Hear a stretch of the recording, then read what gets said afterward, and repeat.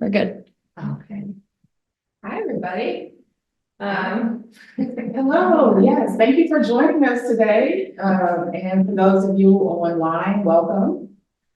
I'll go first with intros. We can start off there. My name is Kara Mshinda. I'm a fellowship director here at Da Vinci Art Alliance. And I'm excited about this Creative Conversations where we'll be talking about some professional writing techniques and tips for artists. Yeah, and I'm Veronica Cianfrano. I'm the gallery director here at DVAA, and ditto to those things also. If you can go to the next slide. So there's a packet that we printed out to help everybody along. And for those of you who are at home, I can email the packet to you or put it in the chat at some point in the very near future.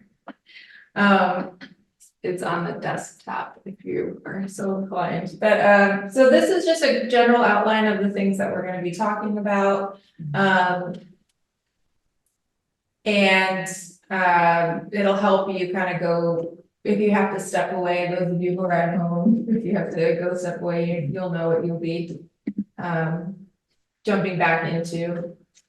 So yeah, our goals for today is to help you gain skills for your art writing, learn how to cater your writing. So Veronica, you were saying you taught before. Oh, yeah, thank you. Yeah, I just find that the most difficult, the thing that people get tripped up on the most, even people who've been writing about themselves and their work for a while, is catering to specific opportunities and knowing how to ask reflective questions to get to the root of what you're trying to say. So I think everybody has that problem in every kind of writing. So it just takes some practice to kind of reflect on the sentence you just wrote or the paragraph you just wrote, and then think, what am I trying to say here? Can I say it in less words? Can I say it more succinctly? Can I say it more honestly? So, yeah. I brought a book. Can I share this real quick? Yeah, sure. This is a good book to have. It's called Artwork. I don't know if you guys. There it is. It's called Artwork. And it's really basically a manual on how to apply the things in the art world. I highly recommend it. But there's a passage in here. It's very, very short, but it's very important to hear. And it's about artistic writing. And it says, do yourself and your reader a favor and don't use the following phrases. Even if they are sincere, they won't help anyone understand your work or your intentions. And these are the phrases. My work is intuitive. My work is about the macro and the micro. My work is about the organic and the synthetic. My work is a personal journey. My work is about my experiences. I pour my soul into each piece. I've been drawing since I was 3 years old. So these are all things that most people who make things have felt one point or another. And so because it's true for almost everybody, it's not effective in the writing. So, and that is in this book because everyone has written that at some point or another in their artist statement. So if you've written that before, you are just, we're in the club, and it's a very big club. And I want to add to it doesn't mean that what you wrote is bad per se, right? Because I think it's very important to have yourself and your personhood in your work, because we all do, right? The things that we create, in some ways, are extensions of ourselves. But yeah, for the purposes of professional writing, we'll get to like talking about what reviewers kind of think when they see, right, like written examples from artists. But yeah, being able to professionally write about your artwork is a different kind of skill set that you can hone. So we're gonna start with artistic writing today. And feel free, those of you who are at home, those of you who are here in the room with me, stop me if I'm going too fast, or if you have anything you want to add, or anything from your experience that you want to contribute to the conversation. I'd like this to be as much of a conversation as possible, because it's almost like a support group too. Artists who have to write support group. So I've broken down artist statement writing into 3 basic categories. So it's slide 2 or 3, I think.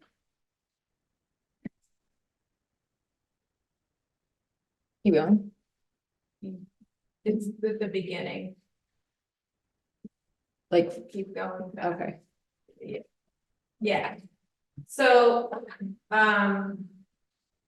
you're really just asking yourself these 3 main categories of things to begin with.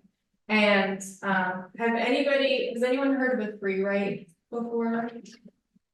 So that's how I like to start, and that's how I found creative-minded people tend to work well, starting with something that's not restrictive.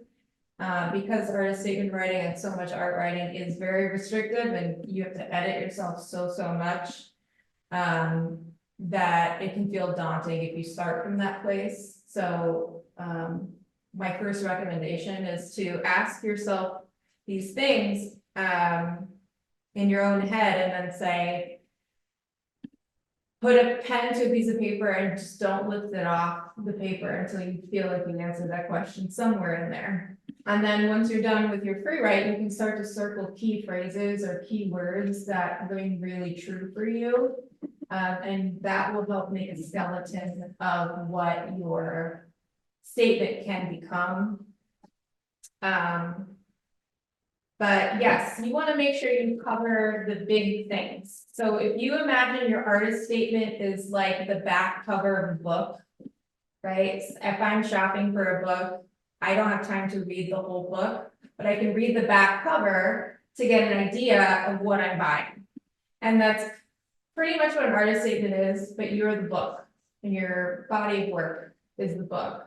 So what's hard about artist statements is that there's kind of 2 very different audiences for them. One is a person that may not know anything about art, they're walking into a space and they are interested in you. And they want to be able to understand the things that you're into and why you make the things you make. And the other audience is people like me who are reading artist statements to get a better idea of what your body of work is like. Because again, I don't have time to read the whole book. So if I have maybe 2 pictures of your work and an artist statement, the goal is that I'll be able to discern a general idea of what your whole body of work is like and what you're all about as an artist. And I know that's hard. So, that's the challenge. So part of that is making sure you use plain language, because the other half of your audience may not know, complex terms for things. And if there's a simpler way of saying something, then that's the way you should say it. Because no curator is gonna fault you for using simple language. So, yeah. So answer, what is it? What do I make? Do I make paintings of boats? Do I make sculptures? Very generally, like if somebody asked you right now, what do you make? Think about the tangible first. What is it? Do you make a combination of sculptures and paintings? Say that. Words should start to come together to help me form a general visual of what it is that you do.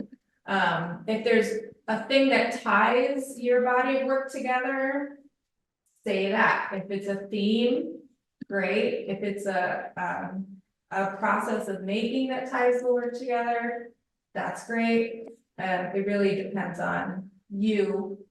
Can you go to the next slide? So. The next two are different in that, this one, the second set of questions. This is the how, so. Every artwork is a product of many decisions that are being made. And everyone has their own system for how they make those decisions. And if it's not incredibly important to your body of work, it can be just a passing thing, but a lot of people, it is important to their body of work, so we want to make sure that you cover how your work is made. And what influenced you to make it that way, basically. And then what does it mean? So what do you hope I, the stranger, get from your work? What am I supposed to glean from the things that you've made? And why do you, like, what do you get from it? Are they two separate things? And why do you do what you do? Why is it important to you?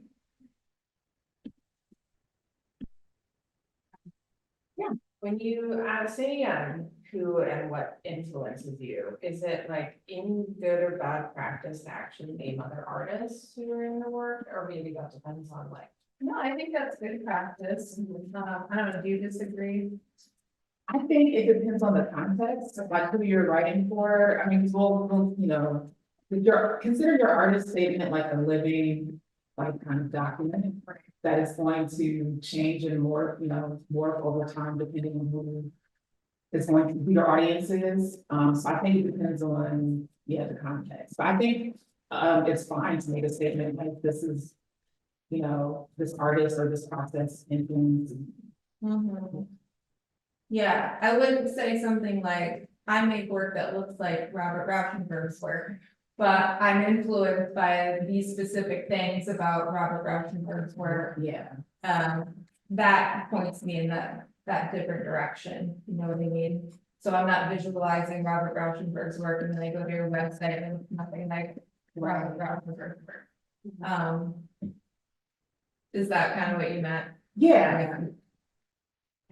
I went to a show once where the person, like, in their artist statement talks so much about Edward Hicks' Peaceful Kingdom, and then I still don't know why. Interesting. It looked like it and awful, so.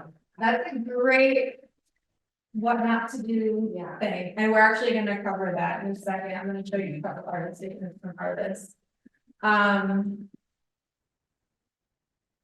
Yeah, so once you're done writing these things out, you're sure you answered all those things, it's probably gonna be a long document. So then you're gonna go through and start crossing out things that are duplicate ideas. So if you state an idea like color is very important to me because I use it as symbolism for these ideas. And then later in your artist statement, if you say, and the use of color is very important to my work, you know, you can cross that out because you've already stated it. So look for duplicate messages. Are you spending, so if you think of the piece of paper as real estate, how much of that real estate are you using to explain certain things? So are you using half a page to explain something that we can pare down to a couple of sentences so that we can make more room for other ideas that you want to explore more in the artist statement? These are things that you're looking at while you're editing. Next slide. A project statement is very similar, but different in that instead of talking about you and your body of work, you're talking about the specific project. So same kind of groups of questions, but you're answering those questions for a thing that only exists in a certain period of time. Not an ongoing living thing like your body of work. Does that make sense? Next slide, please. Okay, we're gonna need to do an exercise. Those of you who are at home, if you have a friend, make your friend do this with you. If you don't have anyone around, then pretend like you are someone else. And ask yourself these questions.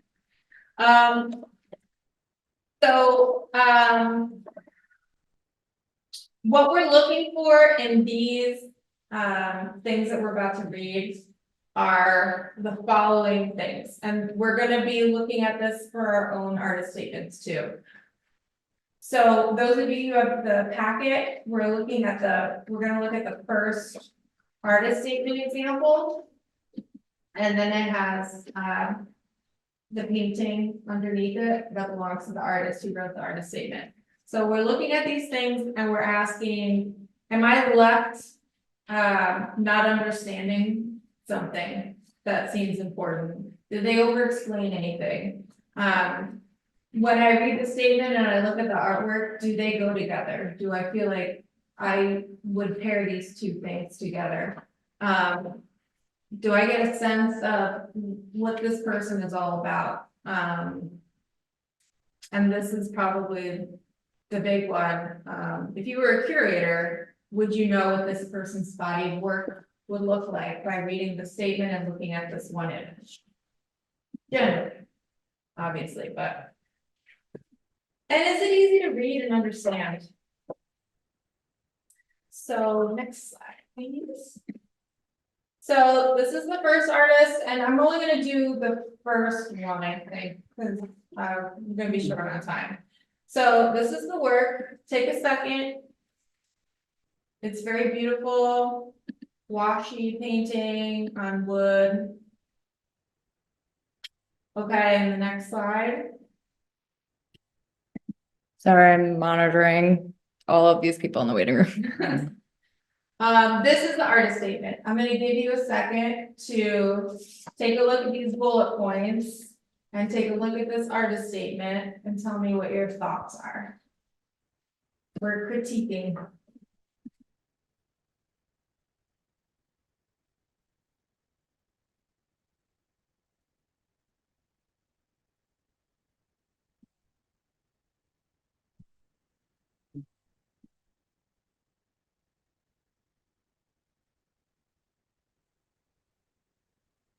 Anyone have any thoughts so far? Feels like AI wrote it. Okay, A little bit. I feel like this could just be like a piece on its own, and not Right. really necessary. I can see, yeah, it looks like a poem that could accompany. Yeah, The that she work. read during the COVID thing. Right. But it doesn't actually talk at all about like her work. Hmm. If I read this, I would have no idea if she was a painter or a maker or sculptor. So the what is definitely missing? Yeah. Okay. Is that the main thing we're left wondering about? I feel like it, does the third column, the what's it being column, but not the other two. Like, you don't know who the artist is, Right. but you understand like what the meaning means. Great. Did they over-explain anything? Did they spend too much time on one thing? If you were to edit this, what would you cut out to make room for something else?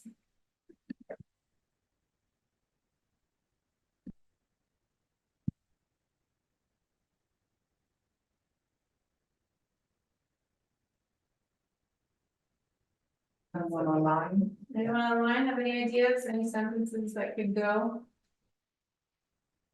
Oh, I just realized I probably need to actually have the microphone working,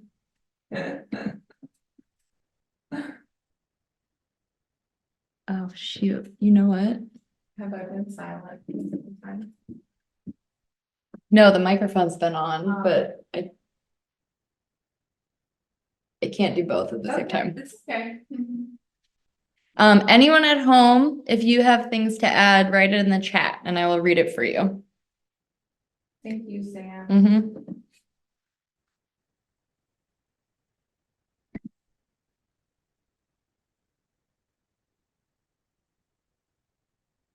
feel like this whole writing could just be like slightly edited.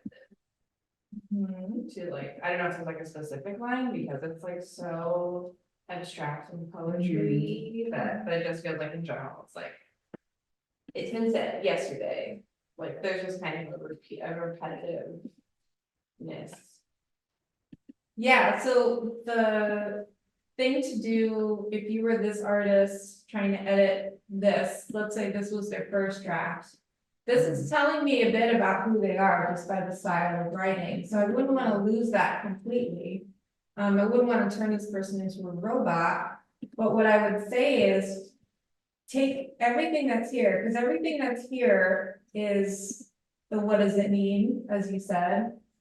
Can it just be 2 short sentences? Can we condense these words into 2 sentences that still has the style? But doesn't take up quite so much real estate, so we have more room to talk about what your influences are, what you make, some of the more concrete things. That would be the main edit I would have for this person's artist statement. And we won't go into it, but I do have another example in the packet. Of an artwork and an artist statement. That's also not perfect, but is from a different brain, so it has different things that it succeeds at and different things that it could do better at. So on your own time, take a look at that and see what you would change about it, if anything, to make it better. And the reason we're doing this exercise is because sometimes it's easier to see things when other people are doing it, not when you're doing it. So by critiquing other people's works, you can apply those same things to yourself when you're writing. Does that make sense? Can you skip 2 slides forward? One more. One more. Okay. Does anyone have any questions about artist statement writing or statement writing in general? Okay. So to recap, like we want to start with a free write, right? Just writing down thoughts. A concept map might be useful for some folks. That's like when you visualize different concepts and how they relate to one another. Just like bubbles with lines drawn in between them.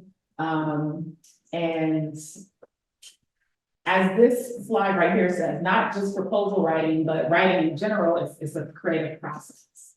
And so it might take several kind of iterations, and working on a draft of something, to get it to where you want it to be.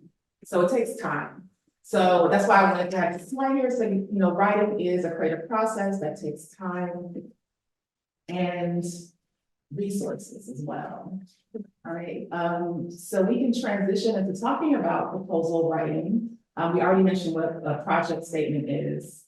A proposal is, you know, basically something that's more expanded.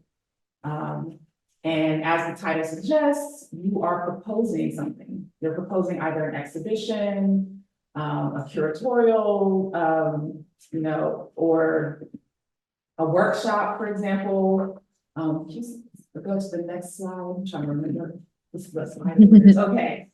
So types of proposals, and we didn't get a chance to mention this too, but types of professional writing for artists are a lot. So you have your artist statement, you have an exhibition proposal, you have press releases, you have the tricky artist bio statement, which is slightly different. That's you talking about, you know, your background, your life, where you're from. And so similarly, there are lots of different types of proposals. Okay, so there's the solo or individual. The one that I'm most familiar with are the fellowship, you know, in residency. So I'm using my experience from working here at DBAA and my own practice as an exhibiting artist as well.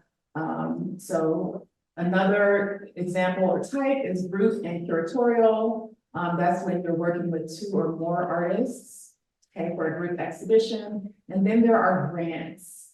You write a grant proposal to fund you typically a project that you're working on. For example, I'm gonna show you an example from a micro artist teaching grant. And then the other is an example of a fellowship grant. Well, sorry, not a grant, a fellowship proposal. Would you mind? That's my job. Okay, yeah, so parts of a proposal, and you can click and, Oops. okay. And it says, yep, continue clicking, those are all going Okay. to pop up. Okay, can anyone read like the first three for me? Project description, statement of intent, background or context, methods, process, procedure. And how about the next three? I'm asking exactly. Then I'll do. Okay, yeah, Timeline, budget, sample artwork, works in progress, and portfolio. right. And if you click a couple more times, I'm sure it should be, I'm sorry, I have all these animated things. Okay. You have goals, objectives, Intended audience or community. right. So these are all things that can be part of a proposal. Next slide. Okay, so like I said before, we're gonna take a quick look at some examples, one from a micro grant for teaching artists, and the other one from a fellowship application. And so I'm not gonna go over each and every part of the proposals that you just saw, but I'm gonna highlight some of them. All right, project description. Okay, so just give you a moment to read that. And just like we did with the artist statements, think about the questions that this project description might answer, if there's anything left out.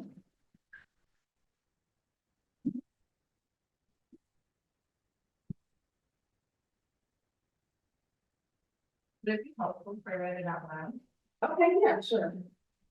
Instant Film Basics is a free workshop that introduces students of all ages to the accessibility and creative process of instant film photography. Participants will have the opportunity to learn about how instant photos are made, different types of instant cameras, and how to compose and take images. So, so that's an example of a project description where you're simply just describing what you're going to be doing, who's it with. So you're answering those like important questions, who, what, when, and how, right? And then the project description, it continues on the next slide, which is. So I'm using real examples. This is something I actually wrote that was successful. So I don't know if I wanted to use it as an example for that purpose, right? And so this one is students will gain experience by taking portraits and photographing objects and still life cameras and filming one thing. The workshop will be held in a studio space located at, and I fictionalize this, Spruce Street Harbor on June 5th. The studio space can accommodate a class size of 6 to 8 persons. Attendees will have the opportunity to take prints with them and contribute to a pop-up exhibition of their photos in the studio. Okay. And so some of those specifics that I mentioned, like 6 to 8 people, where it will be and when, and what the audience or participants are doing. I mentioned because it was in the application question, they asked that specifically, right? So sometimes things might look like they're over-explained or under-explained, but again, an example of really kind of tailoring your statement, whether it's an artist statement or proposal to the institution that you're, or the organization that you are down to.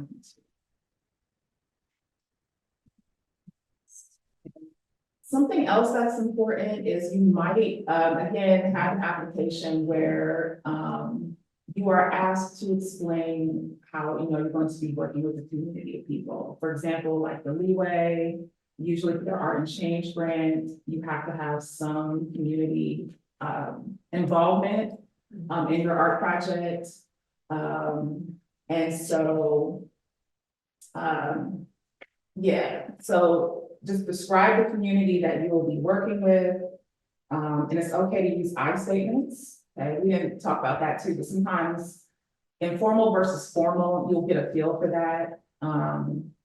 And so the intended audience for this workshop are people who are aged 5 to 11, adults, families, people who are going to be coming to the Spruce Street Harbor, and also people who are near the Delaware River or just walking around and in the greater Philadelphia area. So, the question was again about the I statement, so you were saying to kind of like feel it out, and sometimes a proposal would be good with I statements, or like. Yeah, I would say the reason why I use the I statement here, actually I use a lot of I statements for this particular application is because another tip is I went to an information session about the opportunity. And I got the sense from the person who's leading it, that it would be okay to use I statements. Because they use those as examples. So that's another tip. I don't know if we put it on there, but if there's an info session that you're able to go to for a granting agency, go to it. It'll be very helpful. Any other questions? Goals and objectives. And again, I'm using these examples so we have an idea of, so my goal for doing this project is to gain skills in teaching art in public settings. And I emboldened that because that was one of my primary goals. And I came to this conclusion by, again, doing that kind of free writing in the beginning. Like, really, what do I want to learn by doing this instant film workshop? Why is it important? People can just go and get their own instant film camera and take pictures. Like, why, so I had to think about what goals do I have as a teaching artist, or as an artist who's moving into teaching in public settings. So I have experience working in academic settings, but not in, places where different people with learning styles are going to be, cohabitating together and learning. So, you can work your goals and objectives into the statement as well. I just would add, when we're talking about tailoring things to specific opportunities, some opportunities, this is a great place for you to show what you're going to contribute to them through your goals of your project. So, that doesn't mean you can't have your own personal goals, but you could say in here too, to bring a new audience to the museum within that. Right. So you're contributing something and taking something. It's a more balancing act that way too. Right, so there is some, it's the art of writing, yeah, you want to have some persuasive writing in there as well, right? Like you mentioned, so, and the second goal that I write there.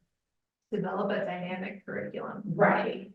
And that was one of my personal goals, like how can I develop a curriculum based upon teaching itself, just in the moment with people who don't have any, background in photography, might know what an instant film camera is, etc.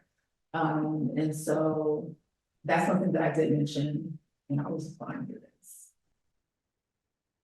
Next, yeah.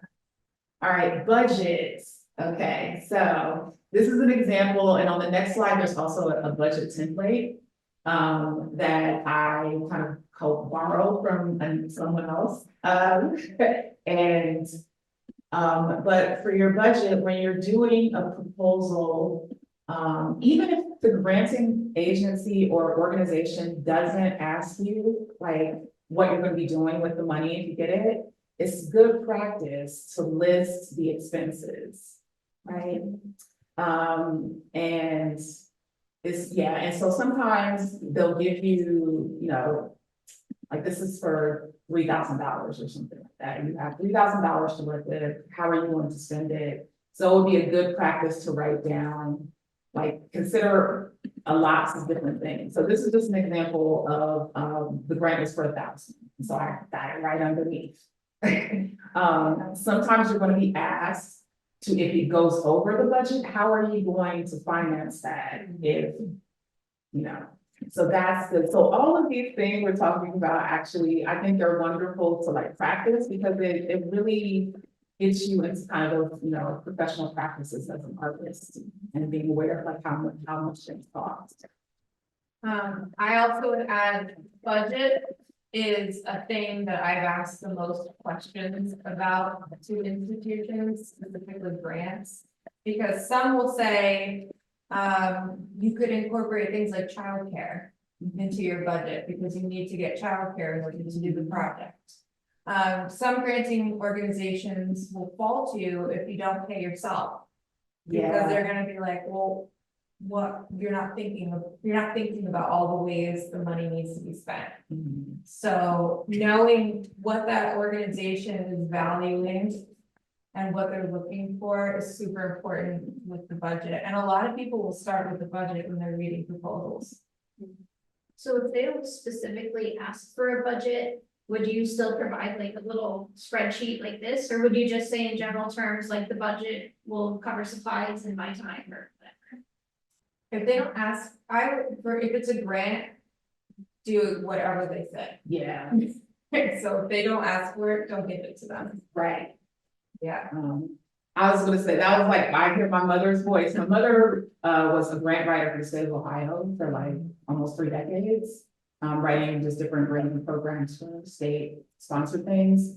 And so I'm always asking her for advice and she's like, just give me exactly what they ask for. Nothing less, nothing more. Just, if they have a section where you say, oh, is there anything else you would like to add? That might, you know, enhance or give us more information about your project, add it here, that could be the place, but in general, yeah, just answer the questions straight out. It can be hard because sometimes the questions are kind of open-ended, right? Yeah, That's where the info section. right. No, actually, yeah, I really Absolutely. recommend the info section, but yeah.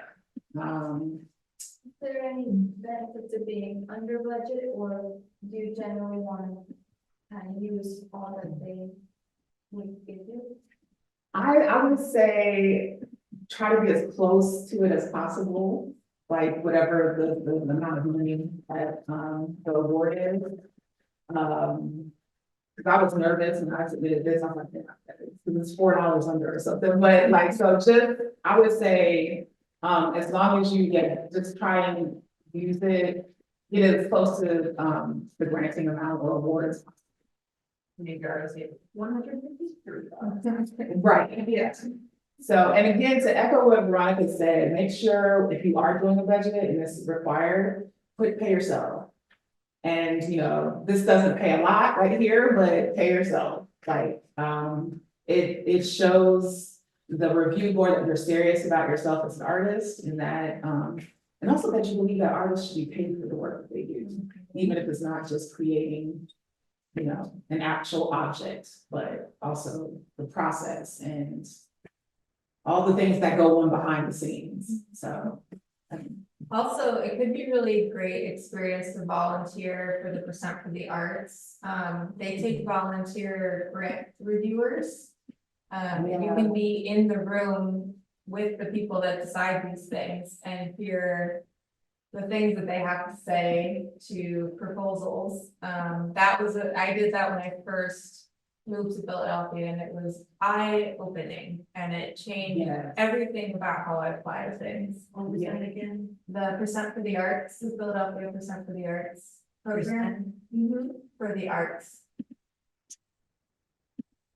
Yeah, that's actually a great tip as well, is to have experience reviewing applications.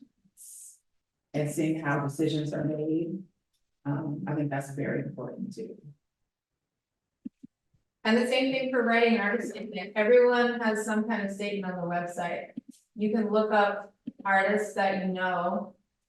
read their artist statement, come to your own conclusion about whether it works for their work or not, and then incorporate that, what you learned from that into your own Mhm. writing. So it's a very accessible thing out in the world to read other people's art writing. Mhm. Do we have any questions from the Zoomers? You can go to the next slide whenever, and I think this slide presentation will be available for everyone, I think, I don't know, online, but, I don't know if you can see all of it. Oh, okay, Sorry, what was the name of the volunteer grant review award? okay. It's percent for the arts.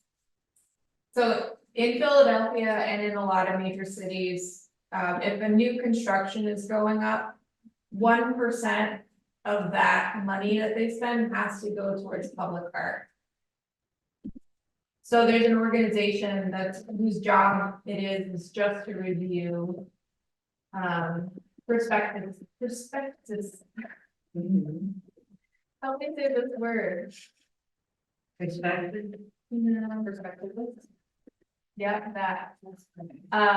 From artists who are applying to get this 1% of that money. Right. So it's a lot of applications, they always need volunteers, yeah. Can you, give me the detail of the information? The percent for the arts, Yes. Yeah, we can probably look it up and, yeah, come to me after the, presentation and I can write it down for you. Thank you. Do you have advice for like estimating budgets of things that you don't necessarily know how much they would cost? Like I'm thinking of like, there is a public art application that's like, there's a $10,000 budget Mhm. to make, something to go in a park. So do you have advice on how to find out like how much does it cost to, I don't know, fabricate Right. whatever Mhm. things you haven't made before? That's my favorite part, actually. Yeah. Do you want to speak to that? Oh, no, you already, yeah, you have any suggestions? I love that part because that's the part where I get to research my face off. And that's all it is research, reaching out to people who know the thing that you need to learn and asking them what it would cost. I know I did one for welding. I'm not a welder, but for this public art project, I had to put in a budget line item for hiring a welder to make the armature for something. And I didn't know any welders, and so I just like started by looking up where the local welders union was, and I just started calling a bunch of strangers who weld. And before the end of the day, I had some very fascinating conversations and I learned a lot about welding and how long things take. But what was great about that was because later in the second round, I had to list who the professionals were that I was going to be potentially working with. So I already had those connections from doing that research to put in there. That's a long-winded answer, but. No, that's, yeah, like, and I think that's a great question, actually, because, like, as an artist myself, I would like to move more into like doing public art projects as well, and fabrication, so yeah, just like one of them said, you want to research. It's gonna cost several thousand, it might cost $7,000 to like, fabricate something, or depending on the size. And so that's another good thing about applying to things, is that you're going to be adding to your own repertoire of knowledge. You're gonna be adding, so that's why, yeah, I strongly suggest like apply to things. You might get, of course, don't worry about not getting it, just do it as an exercise. But yeah, that's. So kind of a follow-up on this too, with like how much, like welding would cost, let's say, like, I have this like dream project. I have a space where I would like to be, but like, I don't know if the museum in my head would ever actually like do it, but like. So I guess like how, if you just have an idea, let's say I want to be like, I want the space to be to Da Vinci Art Alliance, but that doesn't work out.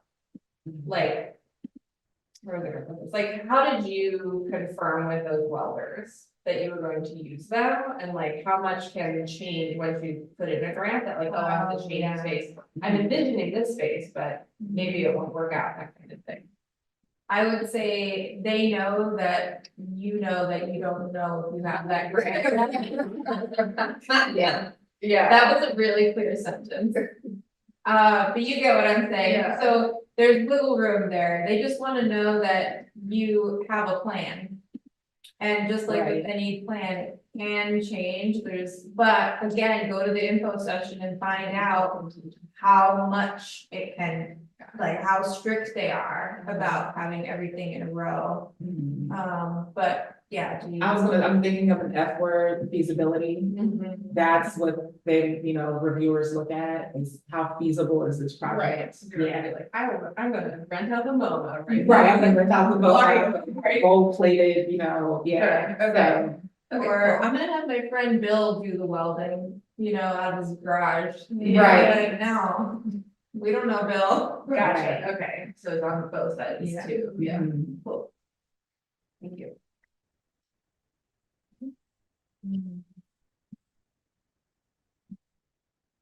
All right, yeah, it's almost 6:30. There are a couple other examples of parts of proposals that I can show you. We also do have, a writing activity. Are we gonna still do that, or? I think we skipped it, I think we did as well, but, but we can go back to it. we if we- could. How are you all feeling about like actually practicing writing about your art right now? No? I kinda like just talking. Okay. Anyone else? This could be also a follow-up for future creative conversations, maybe we could do that kind of, yeah, at a full-on activity-based one, okay. All right, so I'll just go on then talking, so reimagining Miles is from, Is it something that I need to pick up on? the writing activity, Yeah. or? I don't think so, I mean. Do you mean like, yeah, tell me what you mean, sorry. You can I explain. don't know what you're talking about, I'm sorry. Oh, yeah. I'm gonna hear late. Oh, I got you. Yeah, no, I was just saying, do we have time to do a writing activity? Because we had, we had skipped, it was part of what we were gonna do today. And so I was just asking the room if like, people are interested in writing about their art. The activity that's involved is basically you write for 5 minutes about who you are as an artist or what your art is about. And then you share it with one of, the people at your table, and then you report back. So that was the gist of the activity. Oh, Yeah. So how are people feeling about doing that right now? It seems like conversation. for that. Okay, so it seems like conversation is the mood, and we can, yeah. But those of Yeah. you who are on Zoom, if you wanna do that in the future, let us know, and we can make a event that's just that. Right. Yeah, good, you have some time to prepare for it too. So this is a fellowship example I'm gonna show you. I'm gonna show you just, two kind of parts of the proposal. That's history and background or context. If you can go into the next slide. Okay. So this particular fellow was a DVAA fellow, and we'll be having, how to show your work at DVAA later in the month. And so we'll probably be talking a little bit more about this. And so this particular application asks for, background about the project. And so reimagining monoliths. Okay, so I'm gonna give you a moment. I guess we can read it out loud. Okay. From 1905 to 1937, Philadelphia built over 140 public schools during the tail end of the progressive era of education. These buildings, constructed in traditional Western architectural styles, at the time represented a massive investment in public education, and more so a gesture of hope for the future. However, about a century later, these decaying structures have come to represent the government's disinvestment in urban education, as well as the disinvestment in the neighborhoods served by urban schools. So again, the language is very different from some of the other examples that we've seen. This is kind of more technical, I would say, or more, I don't know if you all agree with that. Again, so this is an example of where the writing matches kind of what the institutional organization. Okay. And also to give you some other background, this particular project served as the artist's MFA thesis. Okay, so they were expanding upon it. So you might see some more kind of like, what's the word I'm looking for? I wouldn't say jargon, but Academic. yeah, like an academic style writing, and there's, you know, and sometimes you might have to write in an academic, you know, kind of setting. But it gives you some background about what this project is about, okay? And so basically it was a collection of silk screens, printed, yeah. Is it? Oh, okay. I don't know if I have the intro or the overview of it here. Okay. But the purpose, okay, so purpose gives more background about why this particular artist is doing this work. As I mentioned, I began this body of work as a thesis project in an effort to use arts-based research to explore the awkward juxtaposition of Philadelphia's archaic schools and the vibrant communities they exist in. And so that's similar to like the goals and objectives that, you know, I had earlier. And so for this part, does anyone have questions so far? I'm kind of zooming through. Methods, methods, process, or procedure, okay? You may have to include those when you are, you know, writing a proposal. And so I've kind of bolded some of the methods or medium that the artist uses. So the project uses photography, digital collage, illustration, printmaking, and critical artistic reflection, okay?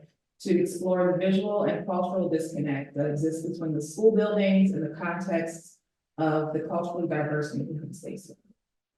So I have a question about this one. Yeah. If you're like taking reference photos, Mhm. should you include photography in your methods? Mhm. Okay, and I then would, yeah. like, what is critical artistic reflection in this context? That's a good question. I wish the artists were here to. I think what Mike meant by that, sorry, I have it Oh, going in my yeah. brain when I have the headphone in. So someone's talking. Yeah, behind the TV, sorry, and everyone at home too. If I am understanding what Mike means here properly, he uses the concept of critical artistic reflection to talk about all of the research that went into the project, and as well as living in, like being born and raised in Philly and experiencing it firsthand, as well as like doing a buttload of a 2-year project of research for it. And then putting that context into the lens of art making as well. Right. I read that as, I'm gonna make stuff about it. I'm gonna make stuff about these ideas. That's my critical artistic reflection. But that might be a minimizing Right. statement. Yeah, so this particular project was pretty involved. The artist Mike was very much did lots of research for it. Also, again, as Sam mentioned, you know, raised in Philadelphia, went to public schools, is very familiar with the school system, because they at one point worked for the school system, and wanted to really kind of show kind of the beauty of the architecture, but at the same time, how these, I mean, as the title says, reimagining monoliths, these massive buildings, right? Often weren't like kept up. And that was a reflection of kind of basically how public school funding is you know, Non-existent. non-existent or unequal across, like, most of these, monolithic structures, these schools are in neighborhoods, that are impoverished, for example. Not all of them, but some of them are, and they're not kept, the maintenance is a lot. So, you know, this particular artist was really kind of delving deep into that. Because, they had to work with the community as part of the fellowship. And so that's why, you know, we see these kinds of restrictions. Okay, so I wanted to show this just so you can see that there's like, again, a lots of different types of proposals. Some of them are more kind of research centered, like this one. And yeah, I think it's important to do with any project that you're gonna do, you'll be doing some form of research. It could be as simple as like what we're talking about, looking up the cost of materials, for example. I just was thinking about that phrase, critical artistic reflection again, in the academic world, and I think a lot of times. You have to defend that making things is a way of thinking about things. And a way of critically thinking about things that is different than doing research and writing about the research. So. I think that's important to kind of think about if you ever are applying for a grant or an opportunity through an academic organization. A lot of times you kind of have to impress upon them that this is how I am problem solving and thinking about things. Anyway. Mhm. So, Oh. yeah. We could just go, we're not gonna do it right, that's the consensus, but at least we can like at least. Oh, okay. Okay, Sorry. when you have the opportunity, the time and opportunity, willingness, you can do this on your own time, describe your current body of work. Explain, how it fits into your larger artistic practice, and describe the goals, and impact of your project. So those are just some, exercises that you can do. Guess we can move on to like tips and best practices. We've been kind of talking about that a little bit already.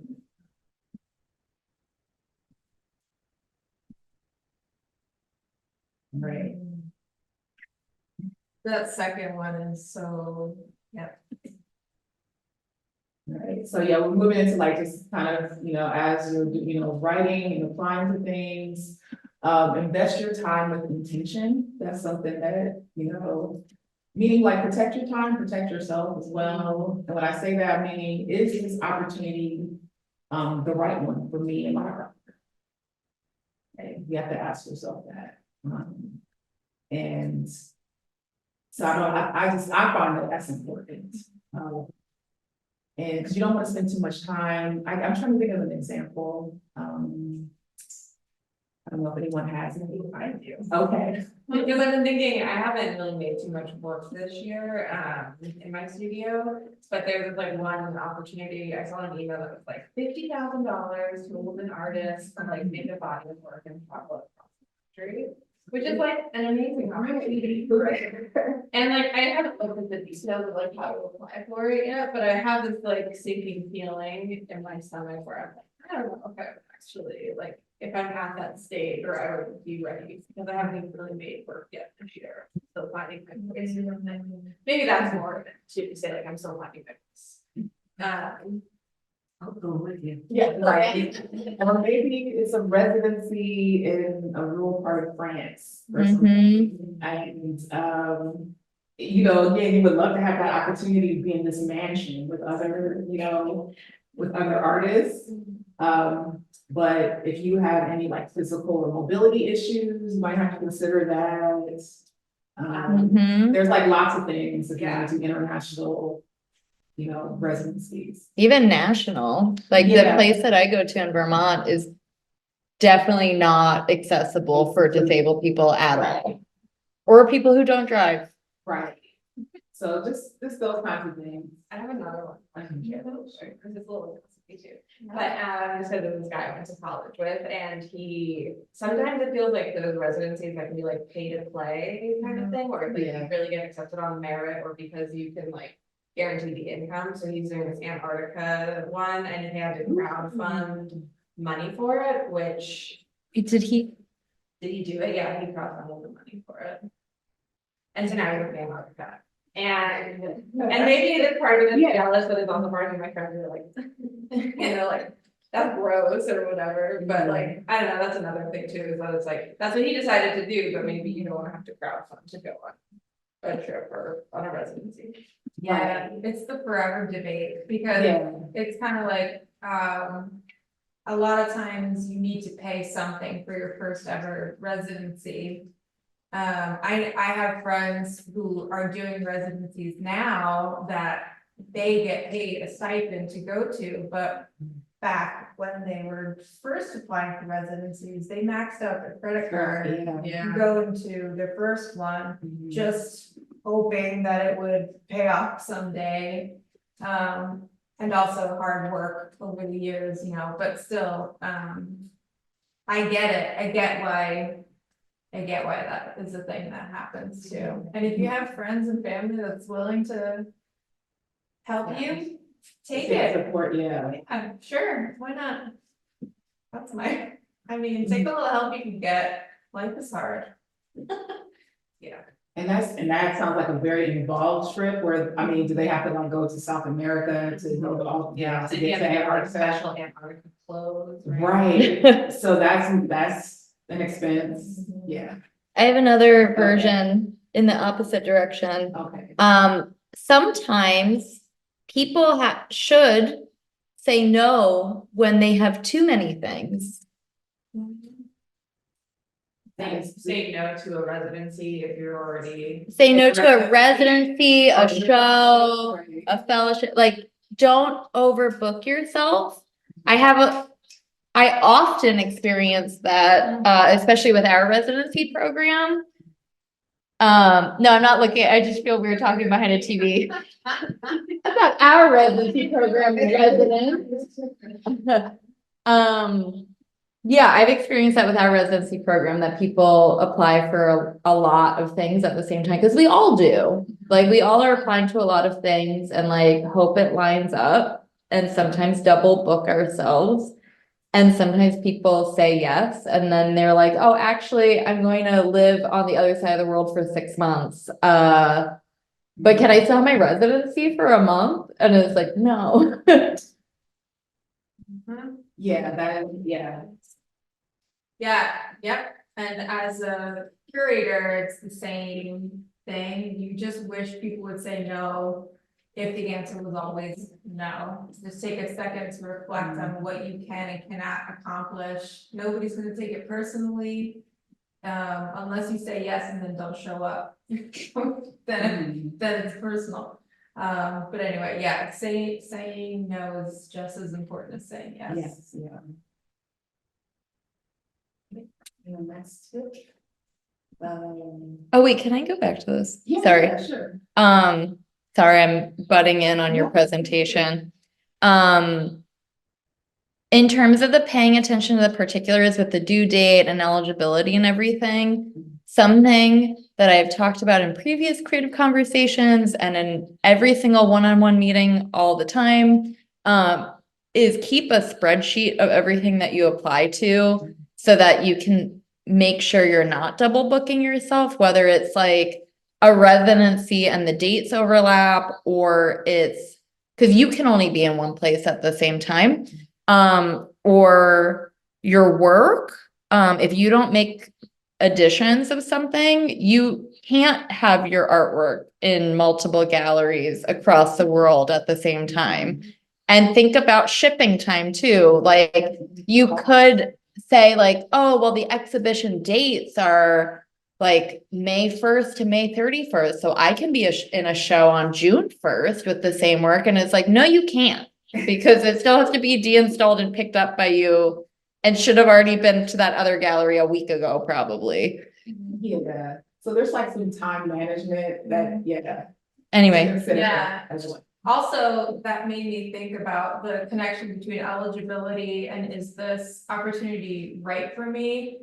A lot of times they will have past examples of people who got in and their proposals that they wrote, and that will tell you the story of whether this thing is for you. But also eligibility is usually very specific.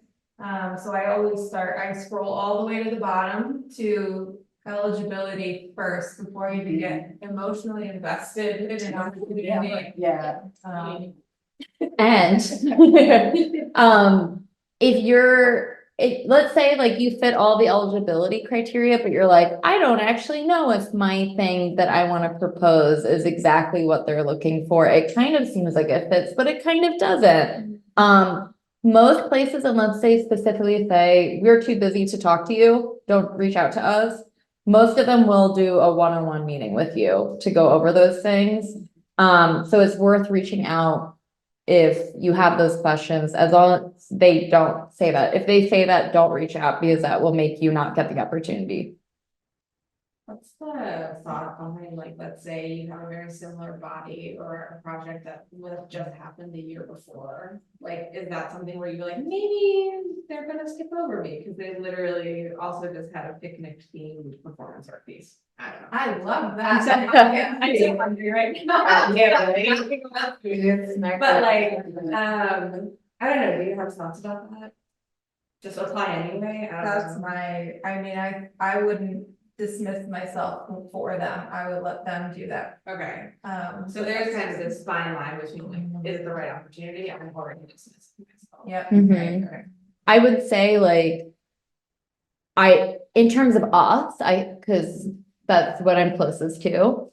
I've been in many years of conversations in the exhibitions committee where someone will apply with a body of work that has been in many galleries around the city already, and it's like pretty much exactly the same. And the exhibition committee will pass over it because they're like, what is the difference here between the other 8 shows that they just had doing this? Or if it's like maybe just a couple of pieces that have been around the city in a lot of places, like I would suggest like maybe creating a new body of work around those pieces versus like making a whole show with those pieces. Does that make sense? Yeah. So that doesn't make sense to me. Okay. Can you explain what the difference in your mind is Mhm. between like creating a show around those pieces or a body of work around those pieces? I have a good example. My friend Carmel, they are like a couple years out from their MFA at Tyler.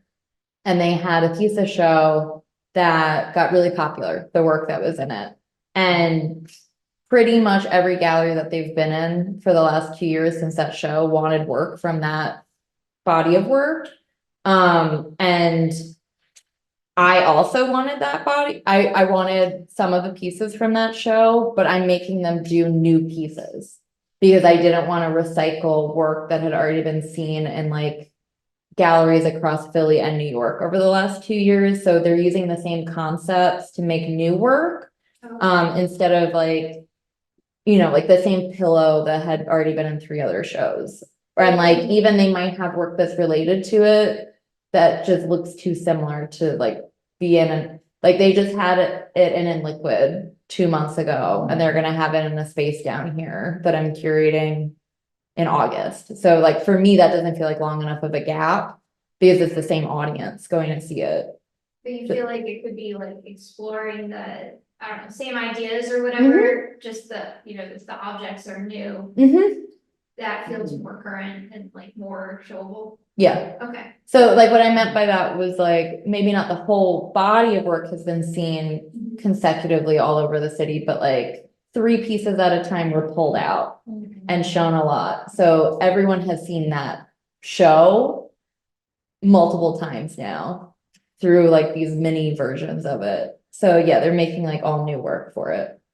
And then there are places that is a selling point for them. If they've seen your work shown a bunch of places, Yeah. then they know it works and they'll invest. Especially if they are an institution that will pay the artist to exhibit the work. Mhm. They're more, those places are gonna be like, oh, look, they showed this exact same body of work in these places, let's just, we know it's ready, we know the writing is done, just Mhm. have them come on in. So it really depends on the Mhm. institution. And yeah, I have a body of work that I've been working on for 2 years. And yeah, like, I'm hoping to show it, because it's like um, it's a long-term project where I've photographed people's hands. And so I had, one exhibition of the work that was all hands hold, and I had kind of two bodies of work. One was like collages about hands, and then I had the Polaroids. And then I, did a show called Instant Artifacts, where I kind of the theme was about like making instant artwork. And so I kind of try to use, using kind of like some of the same photographs, but just in a different context, talking about the process rather than the subject, like the people who were actually photographed. So, yeah, there's different ways that you can kind of, I don't want to say repackage. Yeah. but Keep like- it exciting. It's like if you're working on something that has multiple, kind of threads that you can pull at, then I think that's fun. Do you think it's helpful to like? Maybe this is too specific to me, but like, I would broadly consider the last like 4 or 5 years to be all sort of the same body of work, but maybe, do you think it's smart to like pick out different chunks and, call those things different things? It depends on the application. Yeah. Yeah, because some places might want the whole body. And other places, like, you can make categories within your own work of like, like windows or like your family or what, like, so that it's almost like already ready for you when those opportunities come up to just like go to the folder. Okay, cool. And yeah, that's a good practice too, because I'm starting to think about like portfolios, even making a if I can say. So, yeah, just thinking about your work and how you could kind of group it in different ways. I don't know if we'll ever have another portfolio session without you. Yeah, another, like, organizing your website is basically that. Mhm. So I've reorganized my website like 10 different times. It has looked extremely different all the times. But that helps me kind of categorize things, because I have to do it, because I'm thinking about how someone's navigating through my work. So that's a tool that you can use too. Yeah. Do that. And there's simple ways of doing that too, of like paintings, collage, Mm-hmm. photo. But then there's other ways of doing that where it's like for me, I put it into 2 separate categories based on 2 different bodies of work, even though like probably no one else can see that outside of my brain. But it makes sense logically for my brain for them to be separate. Anyway, I'm not presenting this. Sorry, I started talking. We're getting to the end. I think we're going to, well, does anyone have any questions so far? And again, if anyone from home has any questions, put in the chat and we'll read it. And answer it. I saw you pop up in the chat a few minutes ago, but I don't know if they Mhm. questions or. I have a question that's again, like sort of specific to me, but a lot of applications, I think particularly like public art applications ask for, I don't know, community impact or like for people whose work is very much about themselves. Like, how do you make a case for community impact? Kara and I are teaching, we are the keynote speakers of the Art League convening on June 1st, and our whole keynote address, I think that's so funny, is going to be teaching people about that. Okay. So we will be able to really talk about that at some point in the Yeah. next 2 weeks. That's a great question. Yeah, Yeah. just a plug for our keynote Right. address. Yeah. Put it on the second. I thought it was the first, no. What day is It's coming up soon. No, it's a first. It's a first. Alright, What is it, the art week? Mm-hmm, Darcy, yes, at UPenn. mm-hmm. Where Yeah, the- Stuart Weitzman. Yeah, Is it open to the public? There is a ticket cost. I don't think it's like a break the bank cost. but yeah, like, we can also eventually maybe talk about that too, if you have questions, can give some ideas about how you can make kind of your own personal kind of artwork more community centered. There's like different methods that you can use, so. 10 a.m. to 3. It's the convening is 10 to 5 on Saturday the 1st, and then there's gonna be tours and workshops on Sunday from 1 to 4. And Da Vinci is also part of that tour schedule. Yeah, it's today is the last day to get the early bird pricing, which is 85. I went last year, it was great. Oh, okay. It was just a single day, I think it's fair. Nice. I'm sorry, what was it about? Oh, it's like an artist convening kind of day of workshops about this kind of stuff too, like how to be a professional artist. Oh, okay. Yeah, at the Arts League in Philly. Yeah, the theme this year is grounded, making and teaching in the now. Because the Arts League specializes in both visual art and teaching. So they try to make everything for both categories and all of us who do both. Right. Yes, my first time participating. My 2 cents about your question is that all art is engaging the community in some fashion, because it's a communication. And thinking about what is communicating and leaning into that could be figuring that out. Now, even if it's about you, how many books have been, like, how many movies and books and all forms of art have been written about one person or, but it's always applicable to a larger group of people, both a larger group of people. So thinking about how that has been worded and what that might mean to you to know that this communication is happening to a larger audience, but rooted in you. So there's a lot there to unpack. Yeah, and I used to think I didn't have a community practice at all, and I would get really pissed off when I saw that question on like every single residency application, because it was like, I guess I can teach an indigo workshop. But the more I started thinking about the work I made and why, the more I realized like it was so deeply intertwined with like the community that I'm a part of and like the community work that I do. And they're like, it's basically like my way of processing all of the heavy stuff in order to communicate like why that still dealing with all the heavy shit in the political world that we live in Philadelphia is like important to hold space for. I have a more eloquent way of saying that normally than the mush that just came out of my mouth. I think it's really thinking about like why you make and what you're trying to do with your work and why that could be important for someone else to do the same thing and how you can look at your creative practice and share that. And it could be as simple as like a painting workshop for you, or it could be something deeper, like a writing workshop of people thinking about like why they would do self-portraiture or something, you know? When I think about your work, I think about, do you know Bonnard, the painter?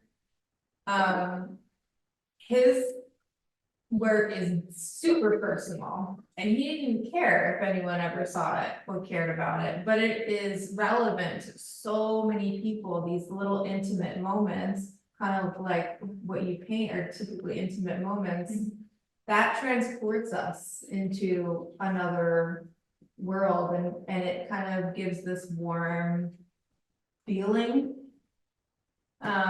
This homey, warm feeling, and that is in and of itself a very valuable experience. So that can be like a community impact or whatever. It's like I give people good feelings. Yeah, I give good vibes. All right, cool. Well, thank you very much. Yeah. Answers. I have a question.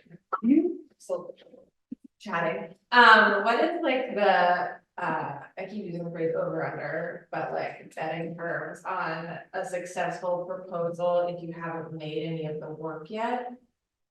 Like, what do you think? Is it generally like, they wanna see you've done like one painting or something before you're like, give me money to make this, please? Oh, yeah. 3, oh my God, this disembodied thing. Behind this image. Some places are okay with works in progress. Mm-hmm. Show like that you've been thinking about how the work that you wanna do, and if you have any work that's similar to it, you try to make connections. Yeah, okay, I mean, that's what I've Yeah. done in the past. okay, that makes. I'll say that we accepted a fellowship proposal that was just a sketch on a Post-it note. So, Yeah. It's all about how Yeah, you it's like really, you sell yourself off. right, and you have a very clear idea of how you want it to, like what you want to develop. Yeah, okay, cool.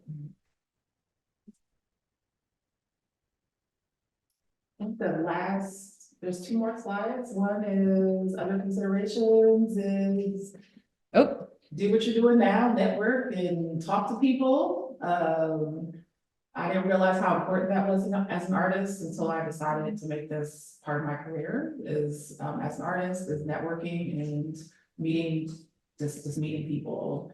And that can be brutal for introverts like myself, but you know, you learn a lot just talking to other artists. ask people to get coffee with you. Yeah, or go see people's shows or go, do art dates. The introverted version of that also could be sending emails to people. Right. So, a lot of applying for things is linking up with people that know things that you don't know, that maybe you know things that they don't know, and you can help each other out. Doesn't mean you have to collaborate on a project, but you can be like, oh, I saw your work at this place. I see that you do a lot of research about blah, blah, blah. I could really use some help finding out where to start, because I want to research this, but I'm not experienced at that. And just start, because it's easier to find people's email addresses or Instagram accounts and just say, Right. I'm doing this thing, do you want to help me? Can I help you? You'd be surprised, most people say yes, most people are excited to talk about things that they're excited about. Yeah. Research and. Okay. Yeah, so research and find multiple resources and programs to apply to. So something I do, is I have folders in my bookmarks bar on my, Chrome. And if I happen to see in passing an opportunity or an organization that I know I wanna go back to, I'll put it in the folder so that when I am looking for opportunities, and I know that I'm specifically looking for something, I can go back into that folder and be like, I remember there was this organization, and maybe the grant has passed, Right, but you can still go to that organization and see if they have any other grants, or see if they're affiliated with anybody else, and if those people have opportunities. or you can get started for the following year. if Yeah. they, Cause a lot of the time, you see something when it's not an opportune moment. Right, So just dragging it for later into the bookmarks bar has been very helpful for me, and it's helpful for me researching artists to show too, like, oh my God, I still have so many folders of artist websites that, yeah, so. This is another great opportunity for me to plug spreadsheets. If you're very type A like I am, and maybe I should not be behind a TV. Yeah, if you're very type A like I am, I have I have moved out of bookmark territory and I had a Google Doc for a really long time that was just a very long list and categories. And then I moved that all into a spreadsheet that is like hyper to organized. And I use Airtable for my own, we use it for work, but then I also use it in my own practice because you can filter and sort things. So I can like tag opportunity lists or tag like a residency as a residency. So if I'm looking for those specific opportunities, and then you can also have a column for when like the deadlines normally are, because usually it's the same year to year because they're on a schedule, just like we are. Yeah, so you should use spreadsheets. You could have your Airtable send you an automated email when the deadline is approaching. I do that. Oh, wow. Oh, that's cool. I put due dates right into my Google Calendar. I do both. Okay. Because I don't trust myself. Yeah. My feelings too. Yeah. Thank you so much. Thank you. Yeah. The last one is the survey, you can scan, you can scan that QR code, and if you have ideas for future topics. Thought on the print out. Yeah, also, yeah, please, let us know. But thank you. Thanks, everybody. This is awesome. I hope you got something out of it. Thank you, Zoomers. Yes. Sorry I came late. Oh, sorry. All right. It was scheduled and